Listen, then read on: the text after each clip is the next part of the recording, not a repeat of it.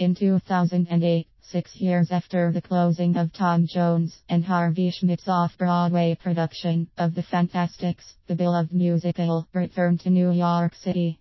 42 years, it seems, was not a long enough run, after all, for this record breaker, and furthermore, no one appeared unhappy with the decision.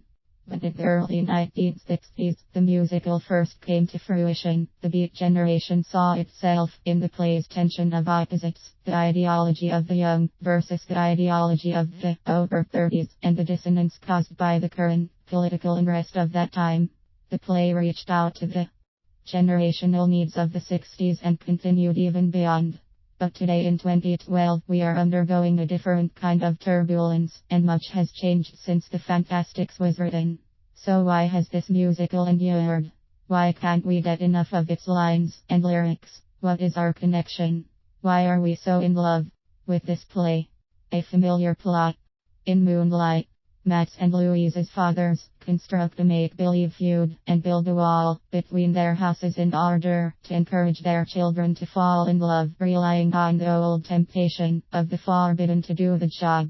It works, and when the two lovers meet in secret, in Moonlight of course, they pledge their love to each other.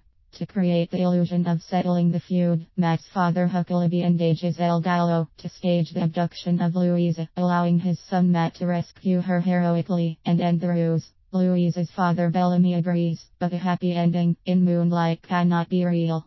In Daylight, their moon was cardboard, El Gallo tells us. In the daylight, life takes on a less subtle tone, and reality casts a harsh glare. All forcing what at night seems so scenic may be cynic much too soon. Suddenly dissatisfied, the boy and girl part ways to find a solution to their restlessness. Matt ventures off to drink and gamble and find a shining world full of adventure, while Louise longs to be kissed upon the eyes by El Gallo, who will take her on a journey to see the world, dancing forever and forever.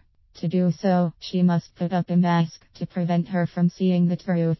When Louise refuses to accept this world as only an illusion, the trickery of smoke and mirrors, El Gallo exacts the usual price for self-deception. She must give up what is most valuable to her, in this case the necklace that belonged to her mother. Sacrifice is rendered. Louise eventually meets Matt, a kind of prodigal son, on the road back home, and he too admits he has been foolish. The girl and the boy have been deeply hurt, but they have also seen the light of wisdom through their losses. They sing, "All my wildest dreams, multiplied by 2. They were you." The boy and girl return home from their journey to find their dreams had already been fulfilled from the start. With this new consciousness, it begins to snow, a symbol of new beginnings, new life. The Allegory of the Cave. If the plot sounds familiar, it should. It was borrowed from the 5th century BC Allegory of the Cave, Book 7 of Plato's Republic. Plato explains it to his student. Human beings are chained from birth inside a cave illuminated only by a fire burning near the entrance and casting shadows on the back wall, which the prisoners believe to be the only reality they have ever known. Once released, they reluctantly leave the comfort of their illusions. They are led out by a figure who teaches them about the world outside the cave, dragging them up a steep hill so that, having been prepared little by little to adjust their eyes to increasing sources of light, they may finally look directly at the sun. Life/death/rebirth. Again, the allegorical character of El Gallo in the play isn't human at all, but a symbol of the price of our own hamartia, the decisions we have made, not knowing at the time through ignorance, or perhaps a lack of consciousness, that they were mistakes. As Plato so wisely instructs, making errors in judgment is often the only way we will grow up and face the real world, on whatever level that may be. This life/death/rebirth motif reminds us again and again of the hero's journey, the cycle of the seasons, in which Persephone emerges from Hades in the spring to bring new life to the land, and the healing of wounds in the 5 stages of romance that gives hope to all of our relationships. The plot isn't new, some say it is genetically encoded in us, yet we will forever be intrigued and even surprised by its familiarity.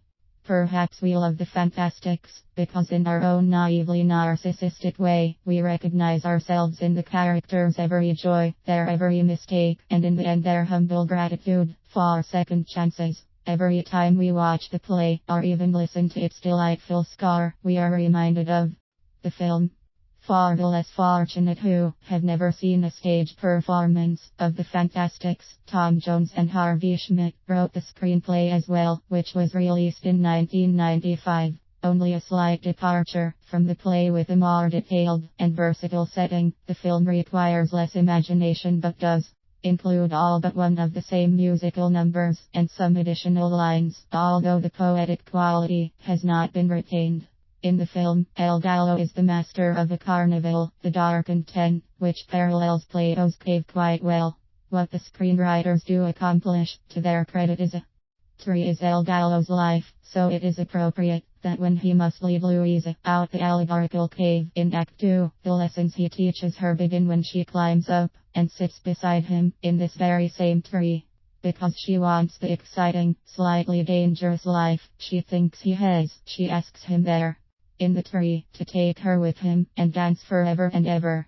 For students, symbolism abounds throughout the film. In the tree, the eyelid kiss, the necklace, the two houses and the wall between them, the old Romeo and Juliet film flickering on the wall of the dark carnival tent, the road leading to the carnival and home again, the mask, the end of smoke and mirrors magic, and the dances of life and illusion performed throughout.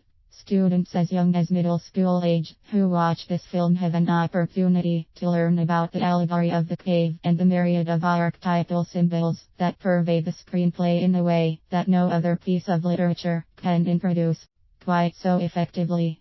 Bawdy carnival humor in one short scene, however, should be omitted for its lack of propriety as well as its pointless contribution to the play. Nevertheless, students who view this film will never watch another one again without noticing the secret language of symbolism, and once symbolism communicates to students in film, their understanding of archetypal literature is one step away. For more information about the Fantasticks, see the following. Hamilton Edith, Mythology, Boston, Back Bay Little, Brown & Co., 1969. Jones, Tom and Harvey Schmidt, The Fantasticks, New York, Applause 1964. Plato, The Republic I Trans, Benjamin Jowett, The Portable Plato, Ed Scott Buchanan, New York, Penguin, 1977, 327-28. O'Connor Susan, Dance of Language, Bloomington, 2008.